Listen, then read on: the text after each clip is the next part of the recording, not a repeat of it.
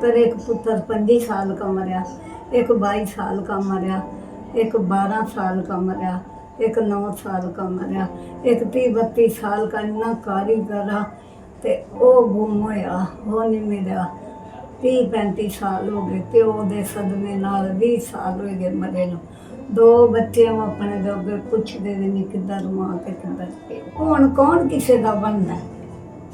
एक भैन कम कि उन्होंने अपना नहीं पता, खाने का नहीं पी, खवाए दो खा लिया, बिठाए दो खा लिया, लम्मी पई है पता नहीं। भरा मर गया, भरजाई मर गई, मां मर गई, प्यो मर गया, की रक्षा कौन कौन मर गया।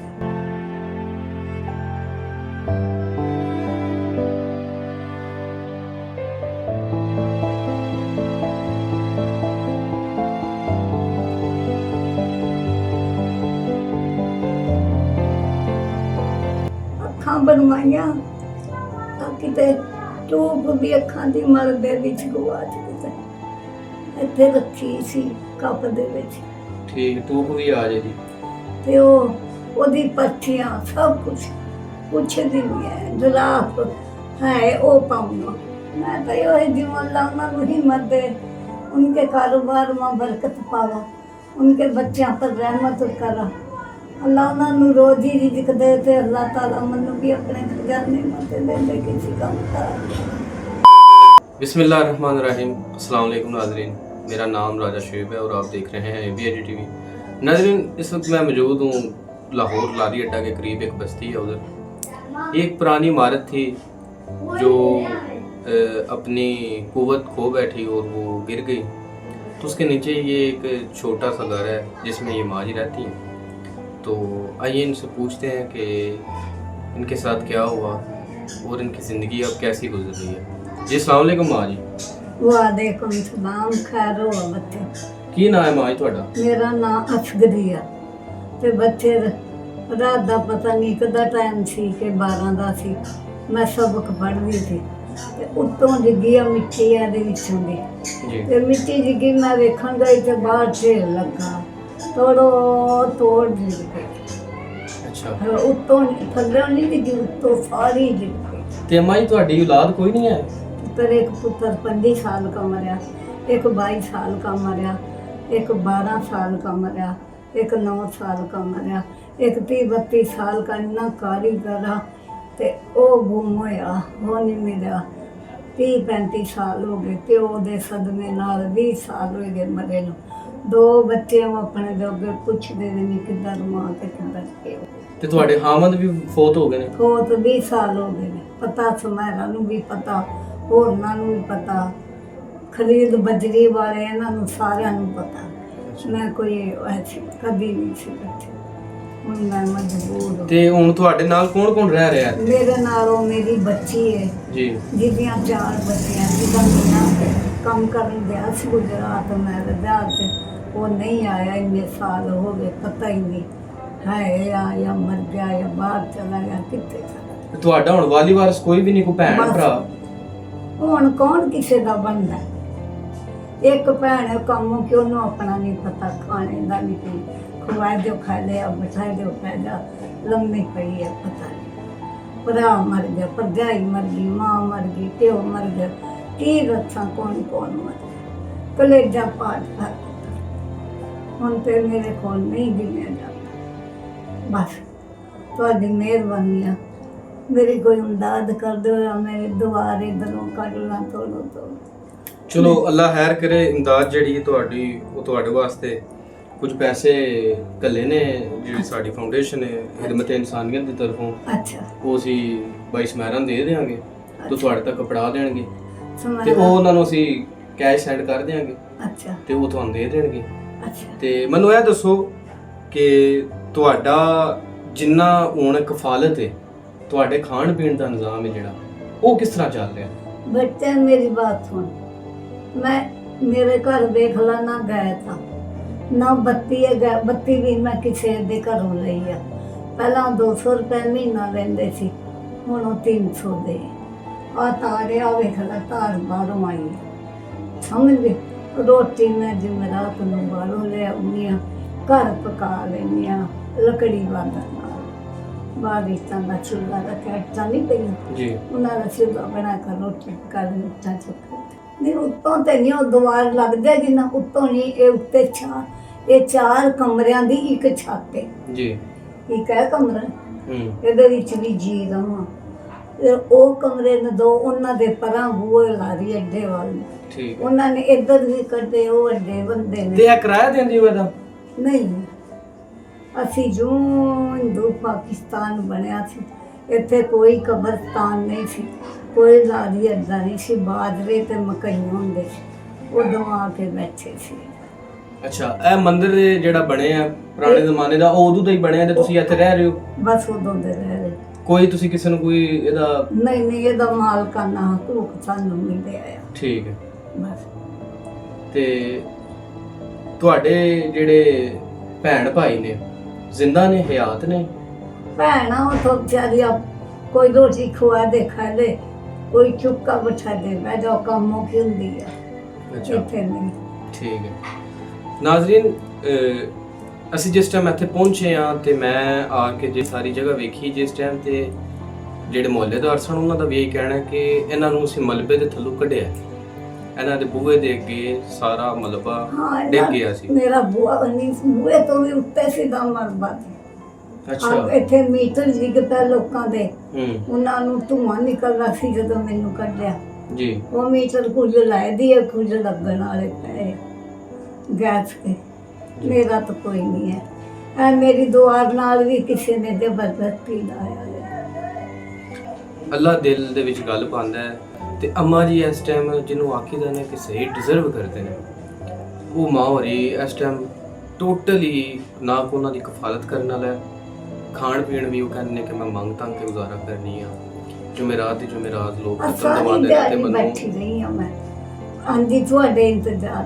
ਅੱਛਾ, ਸ਼ਾਮੀ ਮੈਨੂੰ ਭੁੱਖ ਲੱਗੀ ਨਾ, ਮੈਂ ਸੁਮਾਰਾ ਕੋਲ ਗਈ, ਸੁਮਾਰਾ ਨੇ ਫਿਰ ਮੈਨੂੰ ਇੰਨੇ ਕੁ ਚਨੇ ਚੌਲ ਦਿੱਤੇ, ਉਹ ਆ ਕੇ ਮੈਂ ਖਾਧੇ। ਅੱਛਾ, ਚਲੋ ਉਹ ਤੁਹਾਨੂੰ ਬਾਈ ਸਮੈਰਾ ਮਿਲ ਲੈਣਗੇ, ਤੁਹਾਨੂੰ ਜਿਹੜੇ ਪੈਸੇ ਨੇ ਉਹ ਬਾਈ ਸਮੈਰਾ ਦੇ ਦੇਣਗੇ, ਅੱਛਾ ਠੀਕ ਹੈ? ਨਹੀਂ ਤੇ ਜਾਵਾਂਗੀ ਉਹਦੇ ਉਹਦੇ ਕੋਲ ਕੋਲ। ਤੁਸੀਂ ਜਾਇਓ ਤੇ ਉਹ ਤੁਹਾਨੂੰ ਦੇ ਦੇਣਗੇ।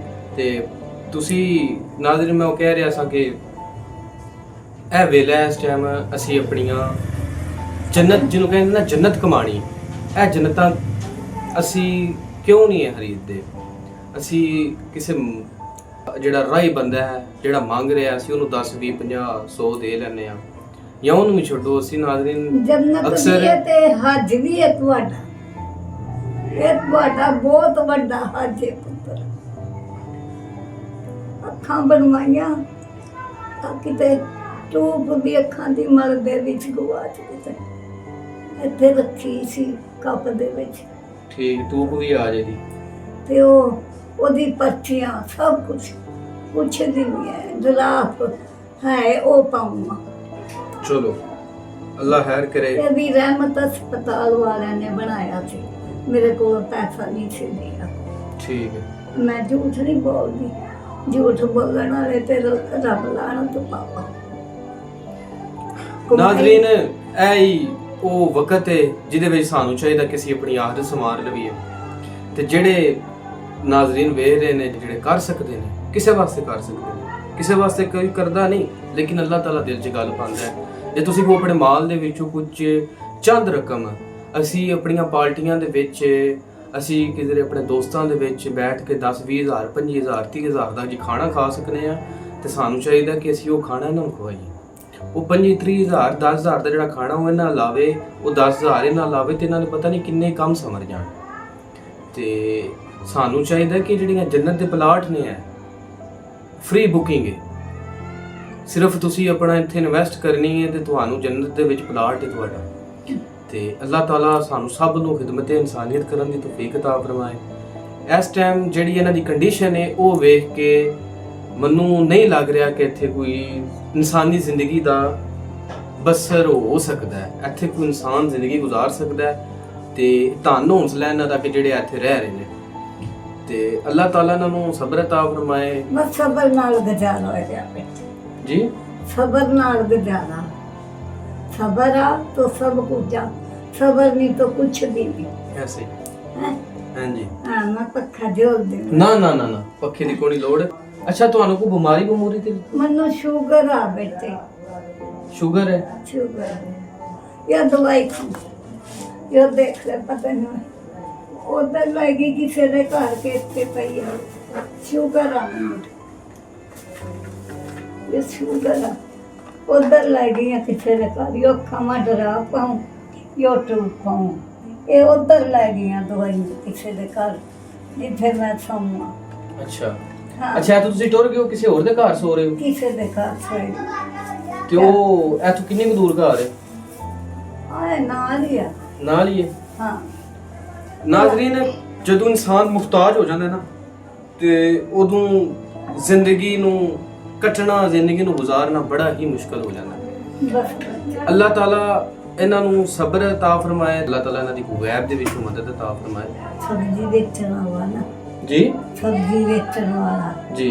ਮੈਨੂੰ 2 ਆਲੂ 3 ਅੱਲਾ ਵਾਸਤਾ ਦੇ ਦੇ।